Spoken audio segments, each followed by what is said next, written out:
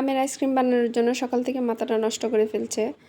কে নষ্ট করে ফেলছে পুরোটা ভিডিও যদি দেখেন তাহলে বুঝতে পারবেন। আসসালামু আলাইকুম, কেমন আছেন সবাই? আশা করছি আল্লাহর রহমতে সবাই সুস্থ আছেন, ভালো আছেন। কিভাবে বানাতে হবে আমের আইসক্রিমটা ওই রেসিপিটাও সুন্দর করে আমাকে বলে দিয়েছে।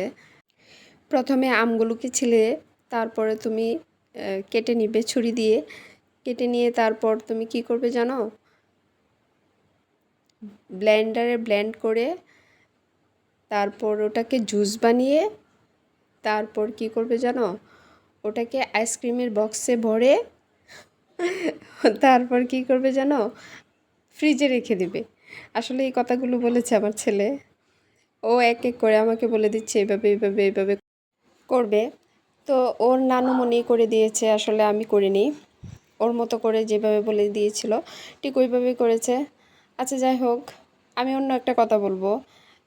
আমি আসলে পেজে খুব একটা ঢুকতে পারছি না কয়েকদিন যাবৎ, ঠিক প্রোফাইলেও ঢুকতে পারছি না।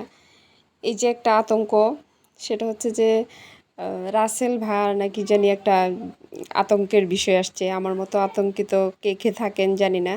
আমি এই জন্য পেজেও ঢুকি না। আমার পেজটা অনেক রিচ এঙ্গেজমেন্ট কমে যাচ্ছে। আমি বুঝতেছি না যে কীভাবে পেজটা চালাবো।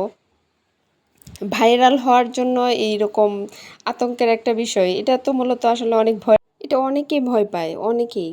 শুধু আমি যে ভয় পাই তা না, সামনে আসলে অনেকেই ভয় পাবে, এটা 100% নিশ্চিত। তো যাই হোক, আমি মনে করি যে এইটা এতটা ভাইরাল হওয়ার জন্য এই আতঙ্ক সৃষ্টি করার কোনো মানে নেই। তো যারা এটাকে নিয়ে এত মাতামাতি করছেন, প্লিজ একটু বন্ধ করেন এসব। আসলে আর নিতে পারছি না, অনেকেই নিতে পারছে না, আমি শুধু একা না। আমি এতটা গুছিয়েও বলতে পারি নাই যতটুকু বলার দরকার ছিল, যেভাবে বলার দরকার ছিল। যাই হোক, কথা বলতে বলতে অনেক কথাই বলে ফেললাম। তো আজকের জুসের রেসিপিটা মূলত আমার ছেলের। ওই এই তো এর আগে যে বলেছি যে কীভাবে কীভাবে বলে দিয়েছে, ওইভাবেই বানিয়ে দিয়েছে ওর নানুমণি। এই যে দেখতেই পাচ্ছেন আপনারা যে আইসক্রিমের বক্সগুলো ওই ছোট্ট হাত দিয়ে লাগিয়ে দিচ্ছে। মানে ছোট ছোট কাজগুলো ওই করে দিয়েছে, বলেও দিয়েছে, করেও দিয়েছে। মাশাল্লাহ। তো আজকে আমার ছেলের আইসক্রিমের রেসিপিটা কেমন হয়েছে, ভালো লাগলে ছোট্ট একটা কমেন্ট করে যাবেন।